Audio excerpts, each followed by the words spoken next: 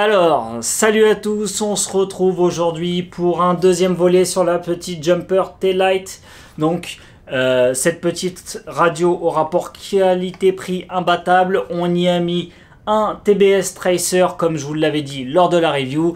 Et dans cette vidéo, on va parler donc du câblage sur un quad Betaflight, on va parler du bind, des réglages qu'il faudra mettre dans la radio et dans Betaflight. Donc on commence tout de suite avec le câblage.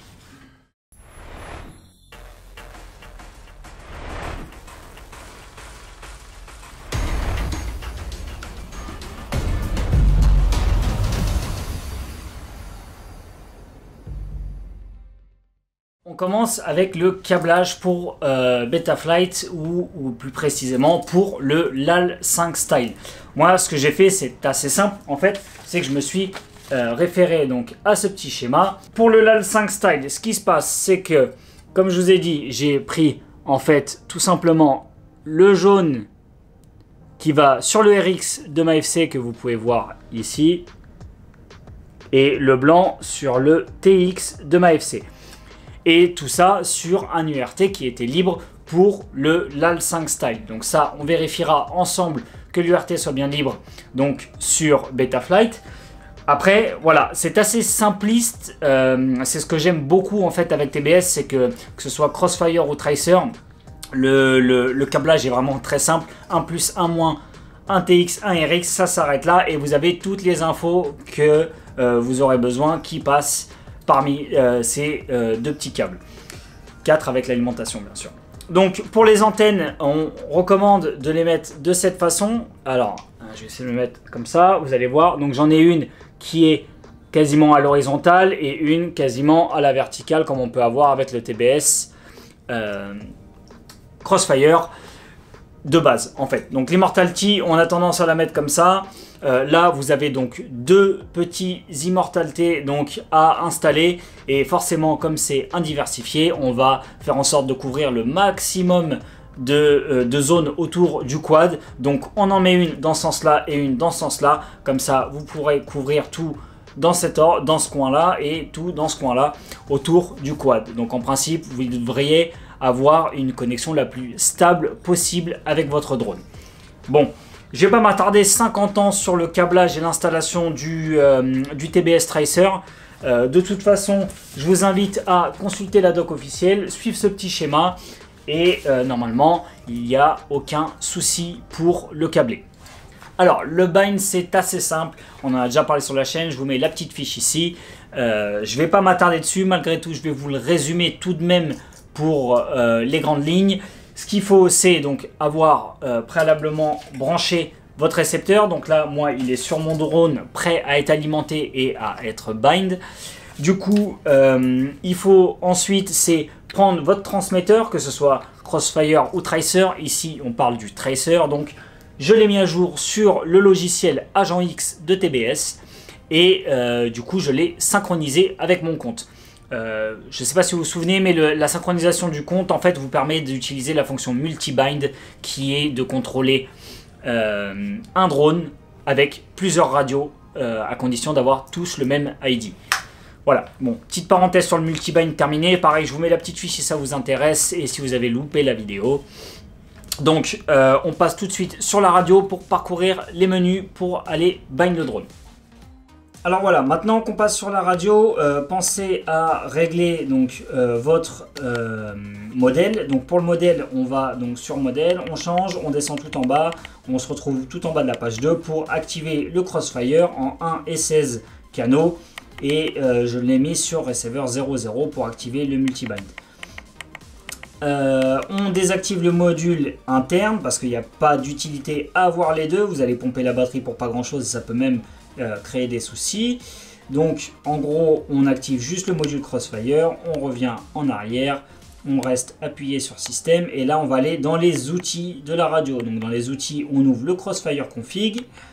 Une fois qu'on est, oula je me suis trompé, excusez-moi, Crossfire config, on va donc dans le tracer. Le tracer, ici on a bind, il vous suffit de l'activer, il va vous faire toute la petite procédure de recherche. Après, il va proposer de le mettre à jour. Je vous laisse faire la mise à jour. Moi, il est déjà, donc je ne pourrai pas vous montrer la démarche. Encore une fois, vous le voyez dans la vidéo.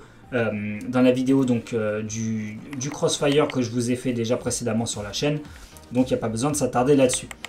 Ce qu'il faut retenir, c'est qu'on désactive la puissance dynamique, on reste en 100 mW. Bien sûr, la norme est bien 25 en France, mais bon, voilà. Moi, je suis en 100 mW. Libre à vous de mettre la puissance que vous souhaitez. Du coup, une fois qu'on a fait ça et qu'on a bind notre Crossfire, donc non pas notre Crossfire, notre Tracer pardon, eh bien il va falloir aller faire un petit tour dans le RX. Donc on rentre dans le Crossfire ici, on va attendre qu'il charge un petit peu, dans le Tracer pardon, je vous dis Crossfire à chaque fois mais c'est bien le TBS Tracer. On est en mode 8 canaux, moi je suis en fail safe cut, donc il coupe tous les moteurs, ça c'est à vous de choisir. Vous pouvez choisir une combinaison de touches à la place de la coupure totale. Là on descend, nous ce qui va nous intéresser c'est le canal 8. Le canal 8 qui est ici. Et on va mettre l'information LQ. Donc vous sélectionnez, vous naviguez, on met LQ tout simplement pour recevoir la qualité du signal directement dans l'OSD et dans la radio d'une façon plus propre, on va dire. Voilà, bon, je ne vais pas m'étendre sur le LQ, il y a déjà une vidéo de fait à ce sujet, c'est le même principe pour le tracer, au delta près des alertes que je vais vous montrer tout de suite. Donc pour les alertes, on va dans modèle, on change de page, je vais même aller directement à la fin. Je vous invite à faire donc ici découverte, on va aller tout en bas, il y en a un paquet, voilà, donc là je vous invite à faire delete all sensor et ensuite discover new sensor. Une fois qu'il a découvert tous les nouveaux capteurs, eh bien vous stoppez la découverte et on va pouvoir commencer à les régler. Donc pour les régler, on va dans logical switch, là on descend sur la première ligne, on l'édite. Vous mettez donc A est inférieur à X, R quality, on met 50% à la différence de, du Crossfire qui avait lui une alerte à 80 et une alerte à 70%. Ici, on a une alerte à 50%. Tout simplement parce que d'après TBS, le Tracer a comment dire, une puissance qui est, enfin, une qualité de réception qui est beaucoup plus linéaire, beaucoup plus stable que le Crossfire. Voilà. Donc pour le délai, on met 0,5, on revient en arrière. Et là, moi, c'est juste une alerte capacité. Ça sert à rien que je vous... Enfin voilà, vous l'avez là actuellement. Elle est éditée quasiment pareil. Hein. C'est lorsque j'ai la conso de mes batteries. Rien à voir avec, avec le Tracer, hein, bien sûr. Donc, on revient en arrière. On change de page. On retourne page 10. Et donc là, j'ajoute à la ligne L1 Play Value RQLI. Donc, ça ajoute en fait une fonction de lecture de la qualité du signal lorsque je vais dépasser en gros les 50% de qualité de réception. Lorsque je vais aller en dessous des 50% de qualité de réception. Voilà, après j'ai des alertes donc aussi pour ma capacité de batterie et un bouton de test. 1 mAh. Voilà, pour regarder que ma fonction fonctionne correctement. C'est ce que je fais habituellement sur toutes mes radios. Une fois qu'on a fait ça, on passe sur Betaflight parce que c'est la dernière étape pour configurer le Crossfire. Alors, nous voilà arrivés sur Betaflight. Maintenant, c'est assez simple. Il nous suffit d'aller donc dans l'onglet récepteur. Une fois dans l'onglet récepteur, on va aller directement dans canal RSSI. Le canal RSSI, ça va être le canal qu'on aura pour indication pour récupérer la qualité, donc le LQ de notre signal. Auxiliaire 4, ça sera celui qui va correspondre au canal 8. Tout simplement parce que l'auxiliaire 1 correspond au canal 5, le 2 au 6, le 3 au 7, le 4 au 8. Voilà. Sachant que les trois premiers canaux, 1, 2, 3, 4, sont réservés au throttle, au yaw, au pitch et au roll. Donc, comme je vous ai dit, nous on l'a mis sur le canal 8 dans le RX. Donc on fait correspondre notre canal RSSI avec le canal 8 qui est donc auxiliaire 4. Ensuite, une fois que vous avez fait ça, on va aller directement dans l'OSD. Une fois qu'on est dans l'OSD, il va falloir récupérer notre information et pour ça, on va déjà dans un premier temps cocher qualité de liaison et RSSI DBM. Donc ça va permettre de activer les alertes en rapport avec notre RSSI et le LQ du TBS Tracer. Ensuite, on vient ici, vous allez activer donc ces trois valeurs-là. Capteur, donc valeur DBM du RSSI, elle est en moins 130, tout simplement parce que moins 130, en fait, ça correspond à une valeur de 0, en fait, une qualité de 0 sur le RSSI. Donc, en fait, le RSSI en DBM, avec le tracer, il va être un petit peu considéré comme en fait la puissance de votre signal. Le LQ va être la qualité de votre signal et le mix de ces deux valeurs va vous permettre de voir en gros si vous avez une bonne réception ou si elle a tendance à être forte mais instable. Vous voyez, ça vous permet en fait avec ces deux valeurs là d'avoir une information la plus précise possible. Donc, comme je vous ai dit, le RSSI en dBm, ça correspond donc à la puissance du signal. Donc là, moins 130, ça veut dire 0% de puissance. S'il est à moins 0,1, eh bien vous serez à 100% de sa puissance. Donc vous recevrez 100% de la puissance de votre signal. Ensuite, on a le LQ. Le LQ, c'est une valeur qui va s'afficher de 0 à 100% et elle qui correspond à la qualité du signal, donc si elle est stable. Et donc forcément, vous l'aurez compris, à 0, la qualité de réception du signal, elle est médiocre. Et à 100%, eh bien, elle est très bonne. Là, on a réglé, nous, une alerte à 50% sur la radio. Je ne sais pas si vous vous en souvenez. Du coup, pour avoir aussi l'affichage sur l'OSD, ce qu'on va faire, c'est que, en plus d'avoir affiché la valeur en dBm du RSSI qui est au-dessus, eh bien, on va aller chercher la qualité du lien ici. J'ai été un peu vite. Voilà, la qualité du lien ici. On coche cette fois les deux premières cases et on voit la qualité du lien s'afficher donc sur cette valeur-là. Donc, vous aurez deux informations très précises pour vous décrire la qualité de votre signal radio. Et en plus de ça, vous avez les alertes avec votre radio qui va se mettre à jacter lorsque vous allez passer en dessous de 50% du LQ. Malgré tout, on va quand même ajouter une alerte pour compléter tout ça à l'OSD. Donc, on va aller dans le CLI. Bien sûr, je ne vous l'ai pas précisé, mais il s'est déconnecté. Bien sûr, je ne vous l'ai pas précisé, mais lorsque vous avez fait toutes ces modifs, pensez à enregistrer avant chaque changement de page. Donc ensuite, on va dans le CLI et ici, on va écrire tout simplement, alors la commande set espace OSD tiré du bas link tiré du bas quality tiré du bas alarme.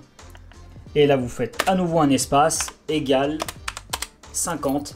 Et là, vous aurez donc une alerte à l'OSD lorsque vous allez passer sur un LQ inférieur à 50. On envoie la commande, elle a été reçue, vous pouvez le voir ici. Et du coup, maintenant, vous pouvez déconnecter votre drone de Betaflight. La configuration est terminée. Alors voilà, c'est tout pour la configuration, paramétrage et on va dire mise en service des alarmes du Tracer. Au final, vous l'aurez compris, c'est assez simple. On va résumer tout ça rapidement. Donc, première étape, ce qu'on fait, c'est le brancher sur un URT de libre sur votre FC pour Betaflight. Après, on va bind notre récepteur. Pour le bind, forcément, il faut que votre tracer soit à jour. Donc, avant ça, il faut connecter votre tracer à votre ordinateur et le mettre à jour. Une fois qu'on l'a mis à jour, on procède au bind entre le tracer et votre RX sur votre drone. Une fois qu'on a fait le bind, on va passer aux réglages radio. Les réglages radio, ça consiste en quoi? Ça consiste à déjà indexer sur le canal 8 le retour du LQ. Ensuite, on va y régler les alarmes. Donc on va découvrir tous les nouveaux capteurs. Ensuite, on règle les alarmes et on demande à notre radio de crier lorsque la qualité du signal passe en dessous de 50% pour le tracer. Donc c'est la seule différence entre le tracer et le Crossfire, c'est que du coup, le tracer a des alarmes beaucoup plus basses. Donc il est beaucoup plus tolérant car d'après TBS, le signal radio est beaucoup plus stable que sur du Crossfire.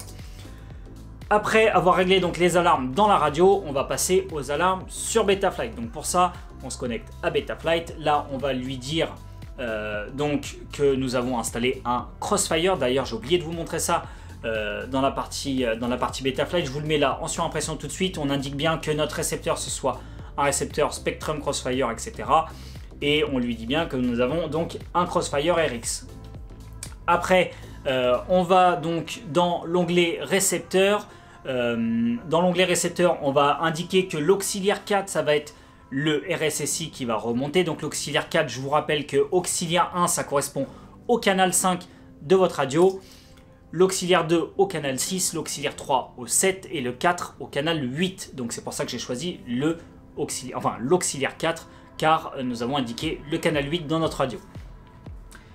Dans notre RX surtout, parce que cette information est à transmettre au RX grâce à l'outil Crossfire Config. Donc après avoir fait ça, on va tout simplement descendre dans les paramètres de l'OSD, et dans l'OSD, là vous allez ajouter la petite info du RSSI en dBm qui correspond à la puissance de votre signal. Je vais d'ailleurs faire une petite parenthèse sur ça. Et ensuite on ajoutera le LQ qui correspondra donc à la qualité du signal, et on activera également les alertes avec les petits curseurs. Puis on termine par la commande du CLI qui va vous permettre d'activer l'alarme à partir de 50% afin qu'elle ne sonne pas à une valeur qu'on n'aurait pas souhaité. Donc le RSSI en dBm, qu'est-ce que c'est? Comme je vous ai dit, en fait c'est une valeur qui est de moins 130 à moins 0,1. Lorsqu'elle est à moins 130, on estime qu'on reçoit 0, qu'on a une puissance d'émission de 0 et une puissance de réception de 0. Et lorsqu'on reçoit donc à moins 0,1, c'est-à-dire qu'on a une puissance de réception à 100%. C'est un peu différent du LQ, parce que le LQ va prendre en compte la qualité du signal, les perturbations, etc. Ça parle pas de puissance brute en fait. D'après TBS, clairement, lorsque vous avez le drone à 1 mètre par exemple, vous allez avoir donc moins 10 dBm. Et bien si vous doublez la distance de votre drone, et bien vous allez perdre moins 6 dBm. Donc en gros, pour faire simple, à 1 mètre vous allez avoir moins 10 dBm, à 2 mètres vous allez avoir moins 16 dBm, à 4 mètres parce qu'on double la distance toujours, à 4 mètres on va avoir moins 22 dBm et ainsi de suite. Donc à chaque fois vous allez doubler. À 8 mètres on va avoir moins 28 dBm et ainsi de suite. Voilà, donc ça fonctionne comme ça. C'est aussi une manière de contrôler votre RSSI en dBm pour voir si la qualité de votre émission est bonne. Vous pouvez faire tout plein de tests. Ce qui est important au final, c'est le LQ et les alertes que votre radio va vous donner, en plus des petites infos que vous avez sur l'OSD. Voilà. Je conclus sur la T-Lite en vous faisant un petit feedback rapide pour avoir volé avec déjà en tracer, pardon. Je trouve vraiment que cette radio elle est cool dans le sens où elle tombe vachement bien en main. Vous voyez, je l'ai comme ça, j'ai juste à passer mes doigts derrière, là comme vous le voyez ici. Je passe mes doigts derrière et je l'ai directement en main. Je suis en train d'étudier un système de crochet parce que bon, je pense que ceux qui me connaissent savent que j'arrive pas à voler sans accrocher ma radio, tout simplement parce que lorsque je suis en train de voler, j'ai mes mains qui sont en fait sur le dessus de la radio et non pas sur le dessous comme ça. Donc en gros, il faut absolument que ma radio soit tenue. Non pas que je m'affale sur ma radio, je dis souvent que je m'allonge sur ma radio, mais c'est pas le cas. C'est surtout que j'ai les mains posées sur le dessus et non pas sur le côté. Voilà, donc si jamais j'arrive à faire un truc propre et définitif, on vous partagera le STL toujours dans le topic unique de la Jumper T-Lite sur le forum. Sinon, pour revenir dessus, je trouve que c'est une super radio qui tombe vachement bien en main. Honnêtement, pour 50-60 €, encore une fois, avec un tracer, on se retrouve avec une une qualité vraiment top parce qu'on a une liaison hyper stable avec une radio très ergonomique malgré ces petits inters qui sont un peu chiants et le manque de tour de cou. Pour on va dire parler des performances, il faut vraiment absolument que vous ayez une Lion de bonne qualité, une Lion avec une grosse capacité. Je le répète encore, on a eu un commentaire soi-disant que les Lions de 3500 mAh ça n'existe pas. Désolé de te décevoir parce que du coup mon chargeur injecte bien en moyenne entre 2008 et 3002 mAh dans ma Lion de 3500 mAh. Donc ça prouve bien qu'elle peut contenir autant. Voilà, donc je suis pas un expert en Lion, hein, mais en tout cas c'est ce que mon chargeur me dit en fin de charge. Alors donc voilà, comme je vous dis, si vous êtes avec un Crossfire ou avec un Tracer, je vous encourage vivement à mettre une Lion de qualité qui supporte surtout la décharge correctement, donc à plus de 20 ampères, hein, 20, 35, 30, 40, vous avez plusieurs types de Lion qui existent. Et surtout aussi une grosse capacité qui vous permettra donc de voler le plus longtemps possible. Moi j'ai fait toute une session avec, donc une session d'une après-midi, sachant que je coupe ma radio tout le temps, j'évite d'utiliser la batterie pour rien. Donc voilà, ça tient le coup en 100 mW, en tout cas en Tracer, avec la Lion que j'ai dedans, la FS, que je vous remets en description si jamais vous l'avez loupé lors de la review. Et bien cette Lion fonctionne parfaitement avec le Tracer. Voilà. Bon, j'espère avoir tout parcouru, que ce soit sur la T-Lite, sur le Tracer. Si vous avez des questions, n'hésitez pas à les mettre dans les commentaires. Comme d'habitude, on y répond plus vite. Je vous encourage encore une fois à suivre le topic de la Jumper T-Lite, le topic unique qu'il y a sur le forum, qui commence à être plutôt actif. Et je vous dis à bientôt sur la chaîne. Donc c'était QNK pour YRFPV.